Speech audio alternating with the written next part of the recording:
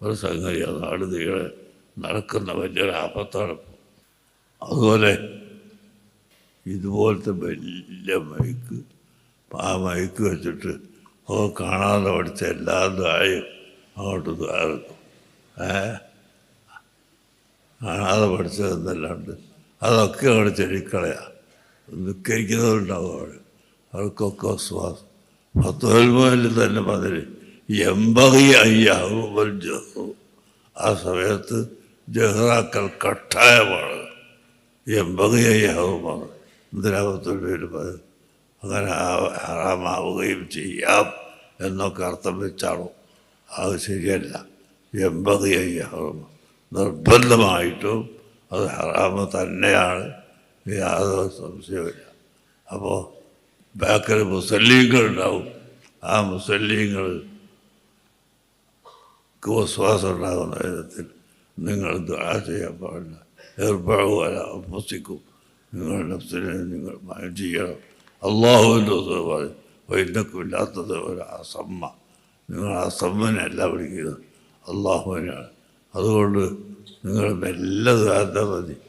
എന്നിട്ട് ആളുകൾ ആമീൻ ചെല്ലാൻ ഉദ്ദേശം ഉണ്ടെങ്കിൽ ഈ ആമീൻ ഉദ്ദേശിച്ച ജഹ്റാക്കാൻ 19 ഇമാമ് ദുആ ചെയ്യുമ്പോൾ മഅ്മൂമിങ്ങൾ ആമീൻ ചെല്ലണം എന്നുദ്ദേശിച്ചാൽ, അല്ലെങ്കിൽ മഅ്മൂമിങ്ങൾ ദുആ പഠിക്കണം എന്ന് ഉദ്ദേശിച്ചാൽ ആ സമയത്ത് ജഹ്റാക്കാം.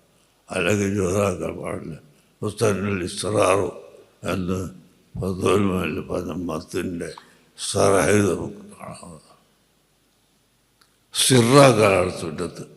ദിക്ർ ചെല്ലൽ. ഇമാമ് എന്ത് ചെയ്യണം?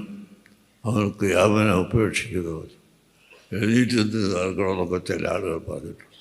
ആ കൗല് എടുക്കുന്നില്ലെങ്കിൽ എന്താക്കണം? അവനും ജഹ്റാക്കണം.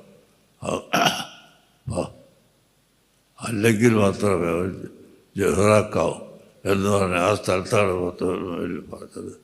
ഇങ്ങനെ വിശ്വാസം ഉണ്ടാകുന്ന ആളുകൾ ഉണ്ടാകും. ബാക്കിൽ നിസ്കരിക്കുന്നവരോ അല്ലെങ്കിൽ മസ്ബൂക്കികളോ അതല്ലെങ്കിൽ ഇപ്പോൾ വന്ന് പുതുതായിട്ട് വന്ന് നിസ്കാരത്തിൽ പ്രവേശിച്ചവരോ ഉണ്ടാകും. അവർക്ക് വിശ്വാസം ഉണ്ടാകും എന്ന് കണ്ടാൽ എമ്പകയായി ആകുമ്പോൾ ജഹ്റാക്കൽ ഹറാമാണ്. അത് കട്ടായമാണ്, നിർബന്ധമാണ്. അത് ഹറാമ് തന്നെയാണ്, യാതൊരു സംശയവും ഇല്ല എന്ന്. അതുകൊണ്ട് തീർച്ചയായും ആ കാര്യങ്ങളിലൊക്കെ നമ്മൾ വളരെ സൂക്ഷിക്കണം. പിന്നെ അടുത്ത്